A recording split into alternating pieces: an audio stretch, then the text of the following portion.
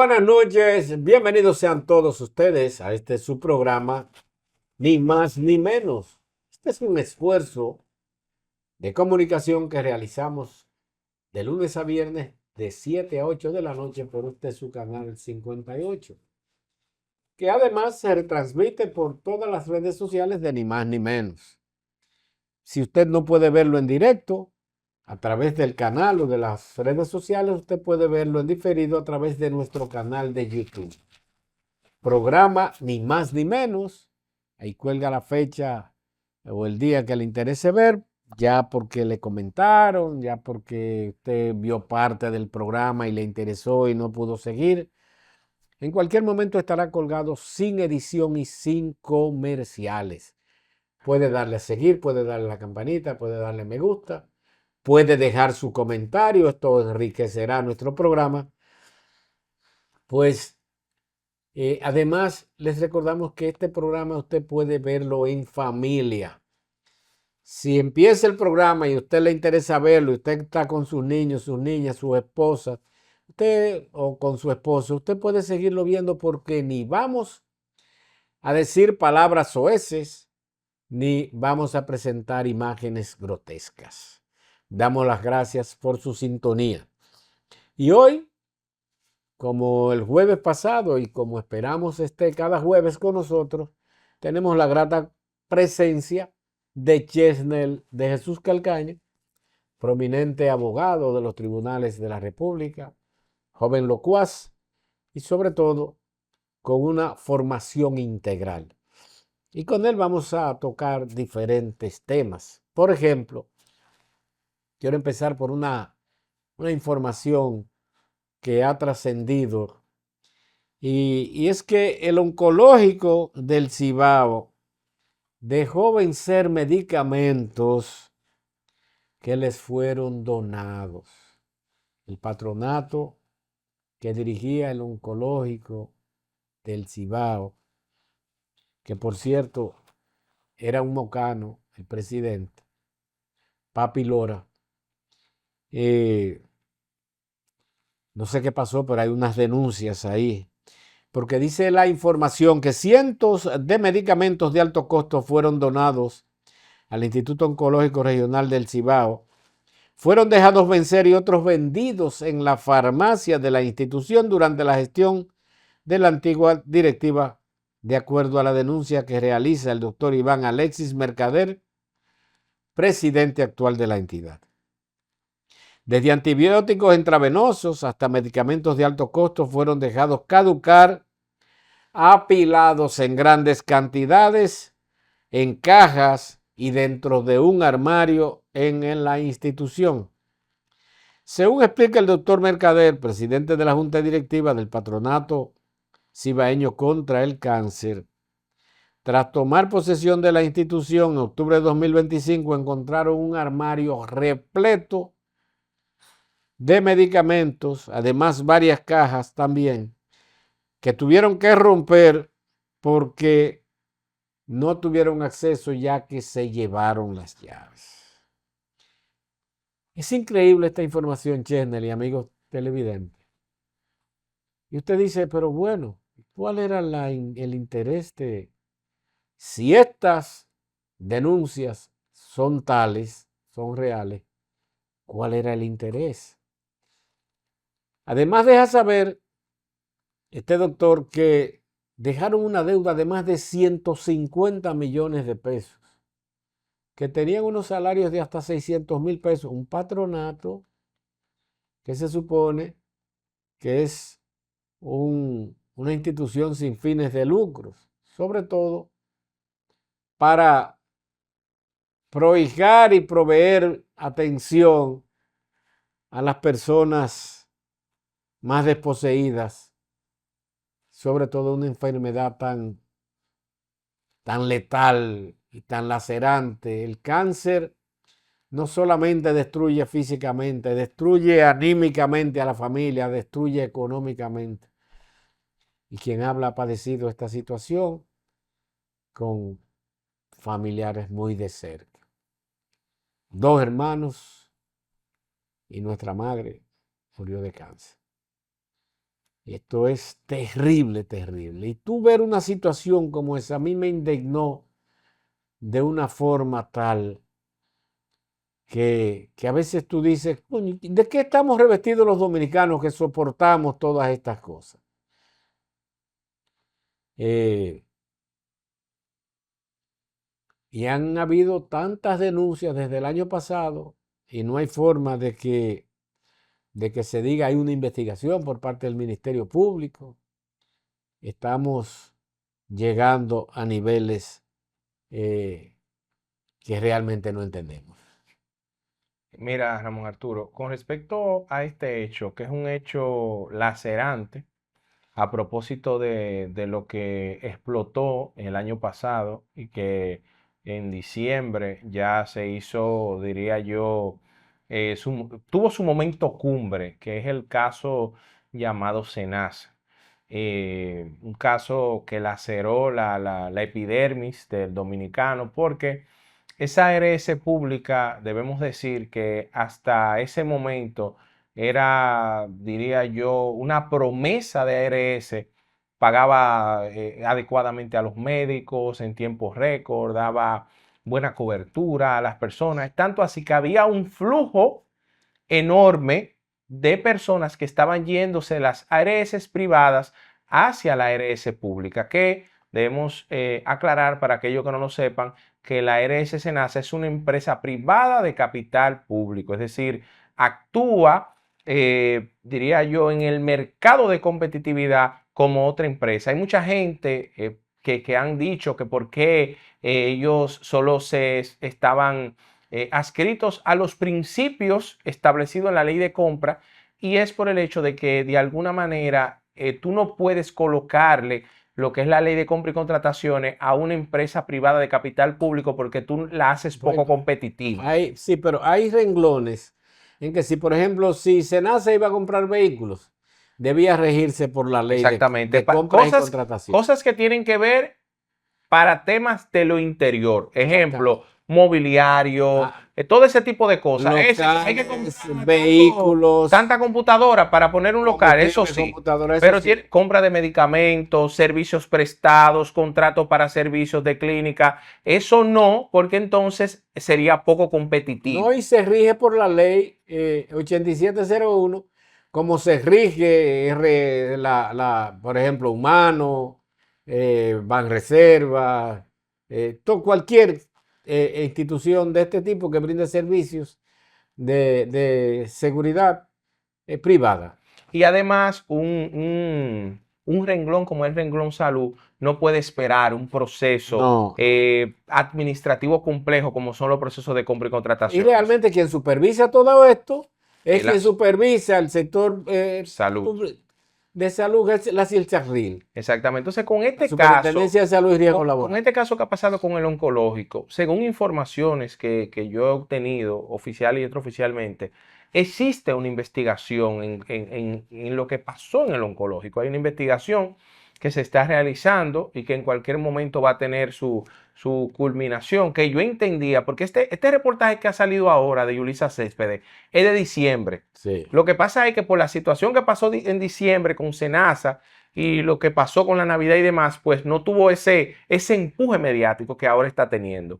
Mira, Ramón Arturo, nosotros primero que tenemos que saber con el oncológico, que el oncológico es una ONG Exacto. que tiene vamos a decir así, un consejo de administración y que este consejo designa una gerencia. Entonces, esto es como si fuera una empresa, pero la diferencia es que en principio es sin fines de lucros. Y lo digo entre comillas, porque esto de la ONG, yo digo que va a tener que llegar un momento que tiene que regularse, porque hay muchas instituciones educativas y de salud que están constituidas como sin fines de lucro, pero generan millones y millones de pesos haciendo ricos a personas particulares que vamos a decirlo así, se colocan esa capa de que son unas instituciones sin fines de lucro. Pero que tiene que tener supervisión del Estado porque tienen un presupuesto. Lo mismo con la universidad.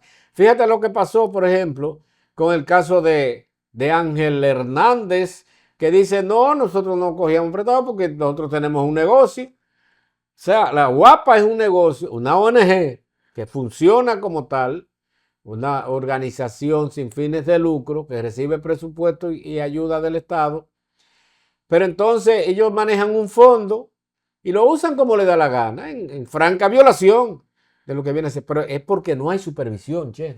Entonces, Y yo me pregunto, los legisladores nuestros en su labor de fiscalización, ¿qué es lo que hacen? entonces, ¿qué pasa? Yo entiendo que este tipo de instituciones, que no son instituciones públicas, no son públicas, pero sí son instituciones que reciben presupuesto Fondos público. públicos. Pero además, yo entiendo que al igual como pasa en Estados Unidos, toda donación que se va a hacer a este tipo de institución debería pasar por un filtro, porque también, Ramón Arturo, hay empresarios que utilizan este tipo de instituciones para hacer aportes y deducir esos aportes de su cierre fiscal.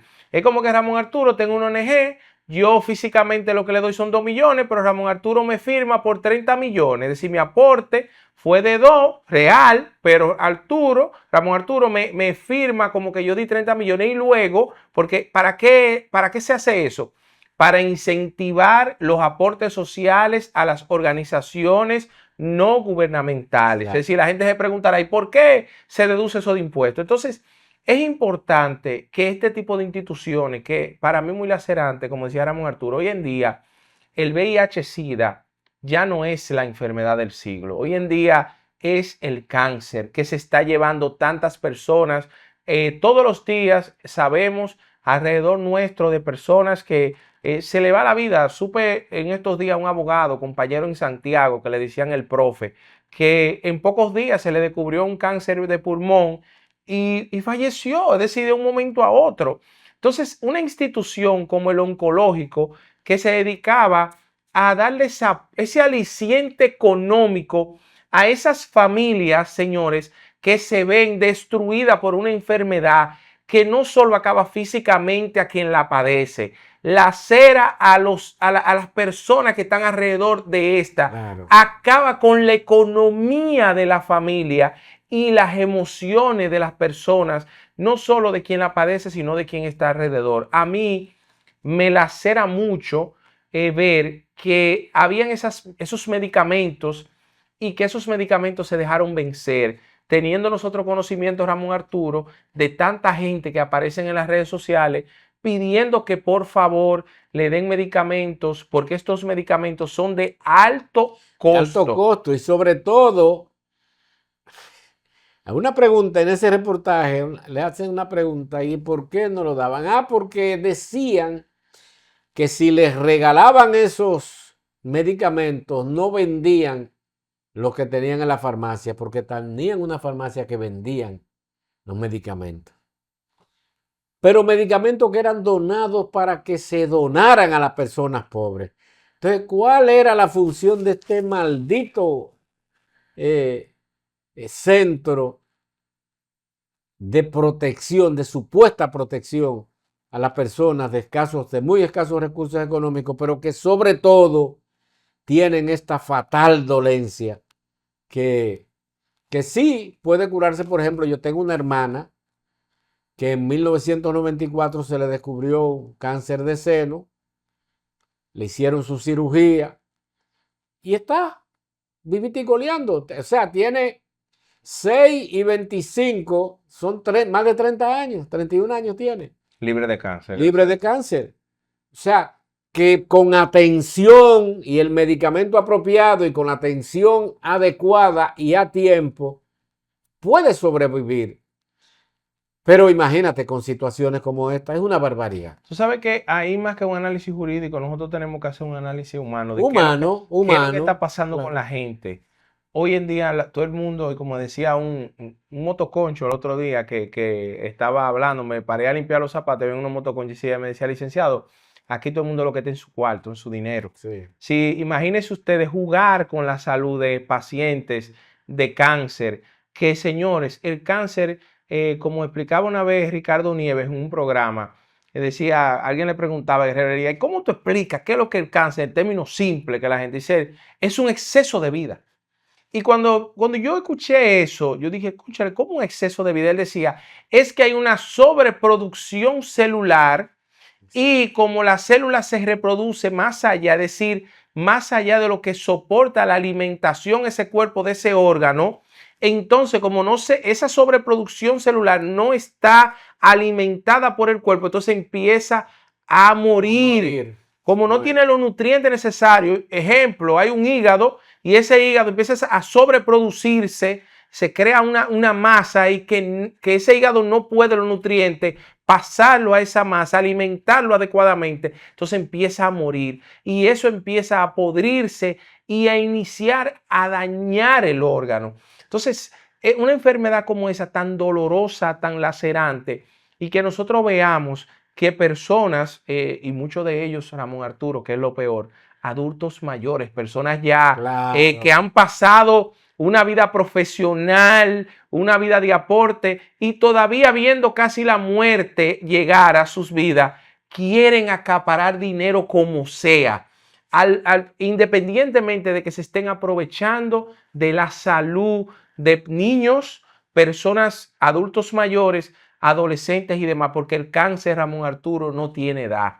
Esperemos que esto tenga consecuencias. Al margen de ello, nosotros entendemos que todo el mundo tiene su derecho de defensa. Es importante que todo aquel que sea responsable con respecto a este hecho pague y que lo más importante, Ramón Arturo, porque nosotros quizá a veces le damos soluciones momentáneas a las cosas, es que es necesario que las organizaciones no gubernamentales tengan una supervisión real. Deben de tenerla, sin duda alguna. Tiene que haber una fiscalización, no solamente por el uso de los fondos públicos, que son de origen público, sino por la confianza que se supone que debe generar una institución como esta y el abuso que cometen cuando no realizan la labor para la que son fundadas, como por ejemplo en este caso.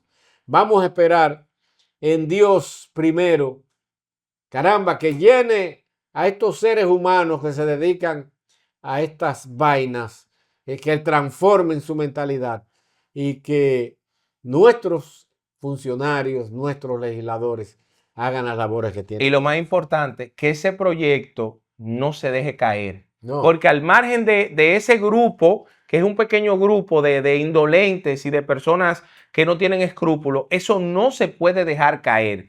No puede permitirse que el oncológico deje de existir. Que ya está en buenas manos. Claro que sí, claro que esperemos que sí. Pero mire, nosotros nos vamos a una primera pausa, pero es muy breve.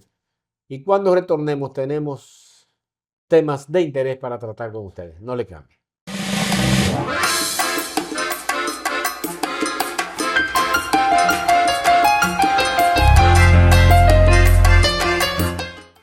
Gracias por mantener nuestra sintonía. Chesner, Donald Trump sigue dando de qué hablar. Tiene prácticamente un romance por auricular telefónico con Delcy Rodríguez, la presidenta de Venezuela. Esta también se ve muy relajada, luce muy relajada en algunas imágenes que hemos visto. Pero la tapa al pomo también la pone con Groenlandia. Groenlandia es una isla muy extensa, que prácticamente ha estado siempre cubierta de nieve, de hielo, y producto de los cambios climáticos ha ido perdiendo esta capa de hielo y tiene una población de unos 57,000 habitantes más o menos. Dice Donald Trump que con Groenlandia en manos de Estados Unidos, la OTAN será más eficaz y formidable. Pero dice la ministra de Groenlandia, ministra de Negocios, Nathanielsen, y Recursos Naturales, además ministra de Justicia y Energía, que no tenemos intención de convertirnos en americanos, no queremos ser americanos, dice ella, aunque somos aliados, pero no nos vemos como estadounidenses. Pero en los últimos días el presidente de Estados Unidos, Donald Trump, ha aumentado la presión sobre Groenlandia, asegurando que tomará el control de esta isla, rica en recursos, de una forma o de otra. ¿Tú estás entendiendo, Chen? Esta situación ha provocado que los daneses, o sea, Dinamarca haya tenido que enviar a reunirse a Estados Unidos con Donald Trump para ver cómo le buscan la vuelta a este loco malo de bañar, ante el inminente temor que dice Trump que representan Rusia y Francia, Rusia y China y sus buques para Groenlandia y para toda Europa. Pero además dicen los daneses que por ahí nunca se han acercado buques ni chinos ni rusos. ¿Qué te parece todo esto? Mira, Donald Trump, presidente de los Estados Unidos, sigue dando de qué hablar. Donald Trump, nosotros lo primero que tenemos que decir que él lo está haciendo bien en base al siguiente análisis, en base a los intereses geopolíticos de los Estados Unidos de Norteamérica. Sí, esto es independiente sí, de que usted o yo estemos de acuerdo con la forma. Exacto, exacto. Sí, es como que usted me diga a mí, Ramón Arturo tiene una empresa y Ramón Arturo, como hizo una empresa X por ahí que le tuvieron que sancionar por ello, diga, bueno, en los freezer de mi empresa, tú no me puedes colocar otro producto. Tiene que ser tal producto y tú en las mamparas me tienes que colocar mi producto de primero. Mira, eso es un tema que Procompetencia lo regula y que eso tiene su sanción. Mira, porque eso crea una presión en los comercios. Entonces, es lo mismo que pasa con Donald Trump. Donald Trump lo que está haciendo es, eso es una búsqueda de protección de los intereses de eso Estados se Unidos. resume en una frase que él acuñó desde su campaña electoral, su segunda campaña electoral. Make America Great Again. Hacer América grande otra vez, grande de nuevo. Porque no hay duda que Estados Unidos descuidó su hegemonía, su fortaleza geopolítica, la descuidó por estarse metiendo en lo que no le importa. Y Estados Unidos, independientemente o no, reitero, de que por la forma a veces resulte un tanto engorroso, pero Donald Trump eso es lo que quiere y queramos o no, lo está logrando. Claro que sí, independientemente de que debo decir, y creo que en el programa anterior hablaban un poco de eso, de la semana pasada, que a nivel estadístico los norteamericanos no se sienten cómodos con esto. No. Porque Donald Trump, recordemos todo, que en su campaña dijo que él no estaba de acuerdo que se estuviera gastando presupuesto nacional para estar haciendo injerencia o resolviendo problemas de otros países. Y solo mantener toda la flota que se tiene hoy en día en el Mar Caribe es millones y millones de dólares todos los días en combustible, en armamentos, en inteligencia, etcétera. Volviendo al caso de Groenlandia, señores, miren, geográficamente se podría, si nosotros veamos el mapa mundi, como decían en la escuela, nosotros nos daremos cuenta que Groenlandia quizás esté más cerca de América que de Europa. Sí. Pero por una situación diría yo, de pugnas por espacios geográficos, pues Dinamarca logró mantener, porque en un momento había una alianza entre Dinamarca y Suecia, y Dinamarca, cuando eso se rompió, Dinamarca mantuvo su hegemonía sobre Groenlandia, pero Groenlandia con el tiempo ha ido alejándose de Dinamarca, pero manteniendo esa relación que existe entre Dinamarca y Groenlandia. ¿Cómo pasa, por ejemplo, con el Reino de Inglaterra, Canadá y también pasa con Jamaica, que son países que están dentro de la mancomunidad inglesa, pero son países independientes con su presidente y con su democracia? Claro. Entonces, ¿qué sucede con Groenlandia? ¿Qué pasa con todas esas islitas del Caribe? Curazao, Aruba, Bonaire, son posesiones holandesas. Exacto. Entonces, ¿qué pasa? ¿Por qué la gente dice, ¿y qué hace Trump mirando hacia el frío de Groenlandia? Señores, eso ha sido estudiado a través de satélites, de que esta isla enorme está llena de tierras raras. Sí. Llena, y cuando digo llena, es que casi todo su territorio es tierras raras. Entonces, ¿qué sucede?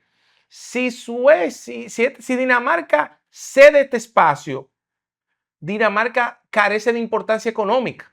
Dinamarca es importante porque tiene ese espacio de Groenlandia donde la explotación de estos recursos puede permitir que se dinamice la economía de Groenlandia, pero que también Dinamarca sea impactada positivamente.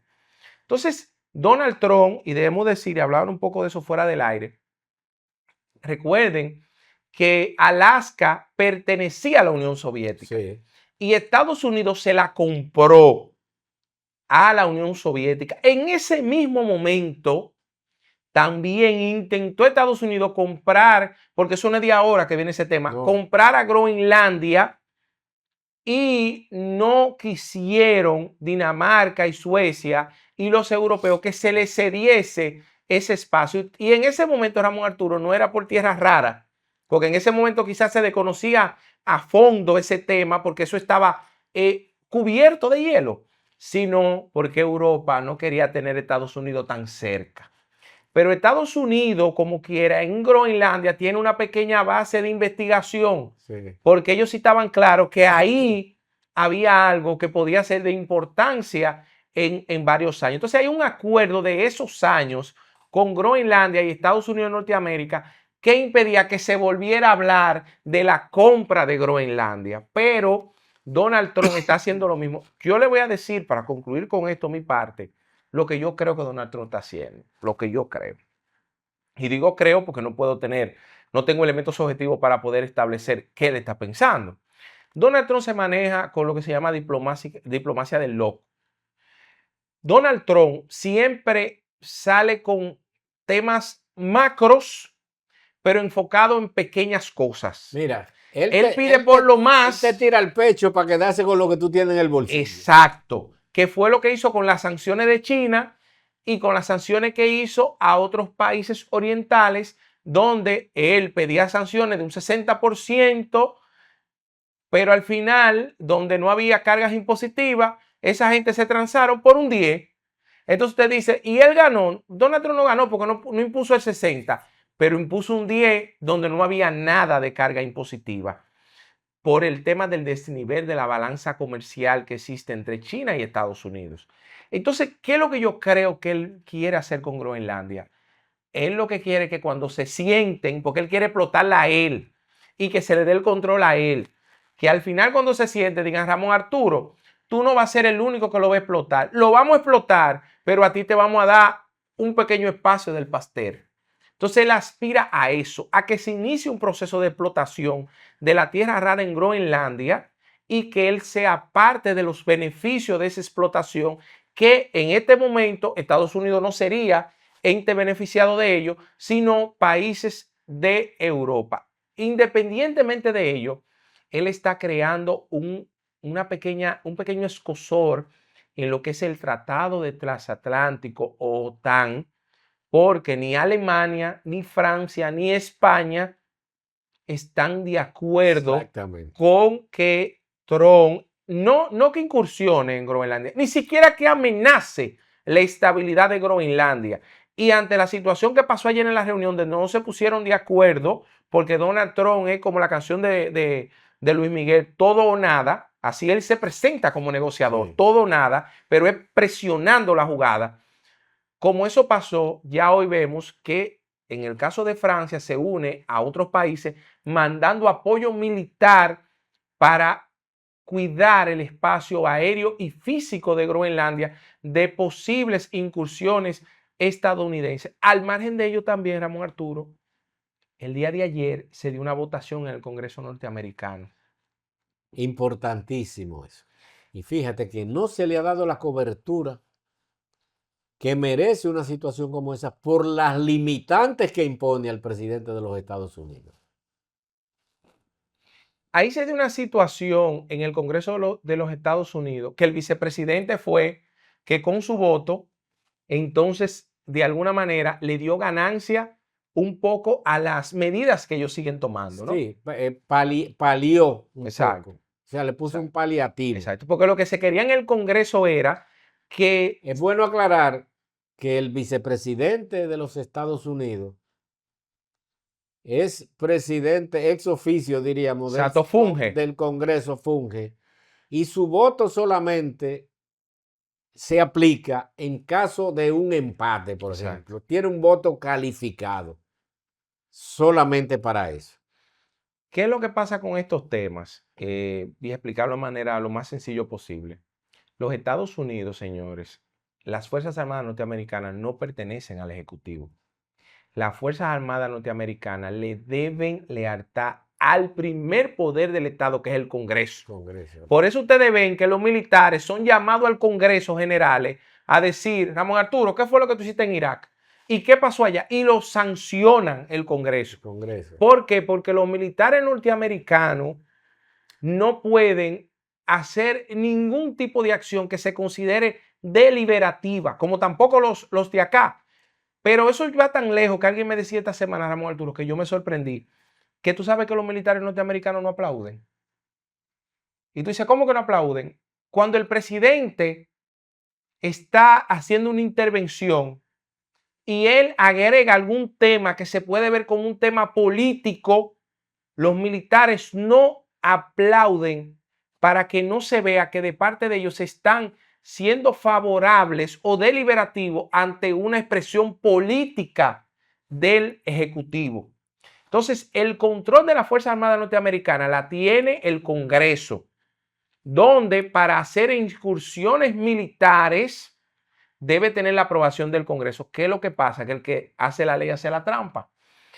Ante los Estados Unidos tienen un espacio, que fue lo que Trump aprovechó, que ante amenazas a seguridad nacional, el Ejecutivo tiene que tomar medidas que después tienen que ser validadas por el Congreso. Entonces, como Donald Trump, ningún militar norteamericano, propiamente dicho, pisó suelo venezolano, y mucha gente va a decir, ¿cómo que no pisó? ¿Y cómo se llevan a Maduro? Bueno, porque fue una incursión de extracción, no una parada militar de establecer un campamento y armamento norteamericano, sino ir, entrar, extraer y sacar. Entonces, ahora en el Congreso se le quiere limitar a Donald Trump que haga ese tipo de medidas por el hecho de la responsabilidad internacional, no de Donald Trump, del Estado norteamericano. Sí. Entonces, hay sectores como los demócratas que no quieren que se continúe en ello, pero los republicanos, pese a que muchos de ellos no están de acuerdo con la medida de Trump, le están dando apoyo porque, vuelvo y le digo, los republicanos, esos blancos conservadores republicanos, sí están de acuerdo con la medida que está tomando Trump, que van en favor de los intereses de los norteamericanos. Sin duda alguna. Es importante saber que todo esto, por ejemplo, ha creado un poco de malestar, algo que tú señalabas, dentro de la ciudadanía norteamericana, porque esto ha traído como consecuencia un encarecimiento en la vida de los norteamericanos. El índice de precios al consumidor, la inflación que se está registrando en Estados Unidos, nunca había sido vista. ¿Por qué? Porque Donald Trump le ha puesto, le ha aplicado un interés, vamos a llamarle así, a todo lo que es ingresado en el territorio norteamericano, porque le ha puesto un arancel, que es un impuesto. El impuesto aduanero es un arancel. Le ha puesto aranceles a todo el producto que llega a Estados Unidos. Estados Unidos se caracteriza por elaborar productos. Es una sociedad industrializada. Todo tiene que ser industrializado. Inclusive lleva materia prima, o sea, importa materia prima para transformarla. Y cada vez que importa materia prima con un arancel de un 10, un 15, un 20% y la transforma, termina un producto, hace un producto terminado, esto hace que el producto le llegue más caro. Por ejemplo, los vehículos japoneses, chinos, europeos, están prácticamente incosteables, incomprables en Estados Unidos. Y eso ha creado mucho malestar en la población norteamericana, independientemente de que lo que Trump persigue es, como él lo decía en su eslogan, hacer de los Estados Unidos más grande. Pero mira lo que pasa con esa medida que él toma. Él lo que quiere disuadir a las empresas, muchas para que hasta salga norteamericanas, que están fuera de los Estados Unidos a que vayan a hacer los productos en Estados Unidos para impactar positivamente la mano de obra. Pero ¿qué sucede con ello? A Toyota, por ejemplo, le conviene más tener fábricas en México, hacer, por ejemplo, también Ford, hacerlo en México los vehículos, tener esa mano de obra que es baratísima. Pero no solamente a Toyota, al mismo consumidor norteamericano le va a llegar mucho más barato. Exactamente. Entonces, porque el costo que significa la mano de obra, la diferencia del costo, va a encarecer mucho más el producto. Entonces, ¿qué sucede con esto? Que él ha querido, con estas medidas, que en principio se ven como medidas propositivas, pero ¿qué es lo que hacen estas grandes empresas? Le pasan el impuesto al consumidor. Claro, si el consumidor al final es quien carga con ese impuesto. Claro. ¿Y qué ha creado eso? Como decía Ramón Arturo, ha creado un aumento en los productos que se consumen en los Estados Unidos. Pero no solo eso, Ramón Arturo, los vehículos y en las marcas luxury europeas. En todo. Sí, señores, ustedes se pueden sorprender, por ejemplo, que estos celulares, los iPhone, la gran mayoría de ellos son ensamblados en China, porque también hay un tema.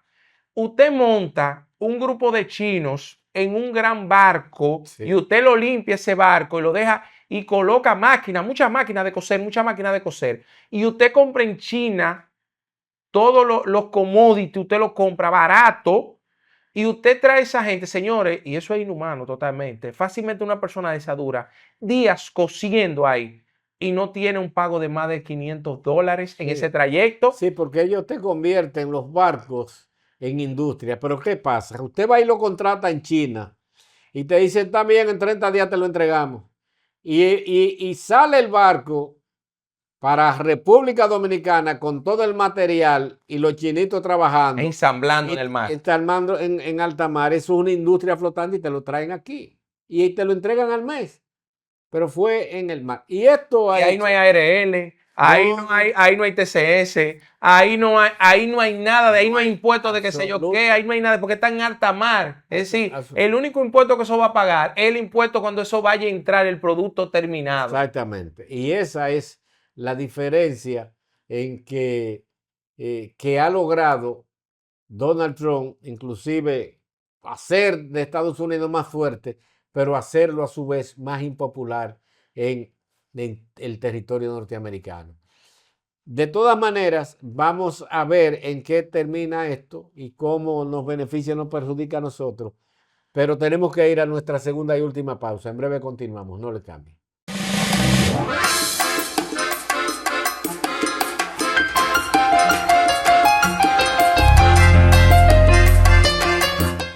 Gracias por mantener nuestra sintonía. Pero ha habido otra información que ha llegado desde Estados Unidos y el impacto que tiene a nivel del mundo.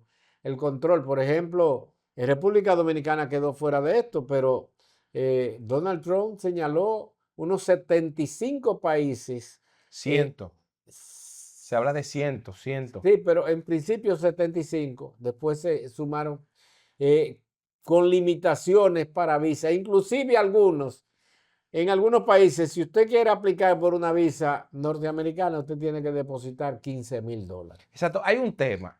Primero se habló de un pequeño grupo de países, dentro de lo cual está Mauritania, está algunos países de África, ¿no?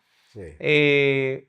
Haití, se habló de Haití, pero eso era para visados normales, lo que se llama visa de no inmigrante, que es la visa B1, B2, que es visa de turismo de negocio. De paseo. Ahora, lo que ha pasado ahora es que se ha limitado totalmente, hasta nuevo aviso, lo que nosotros llamamos visa de inmigrante, que eso es residencia, No soy especialista en ello, pero he estado leyendo un poco. Y esto ha impactado a países que yo me he quedado sorprendido, como Brasil, Ramón Arturo.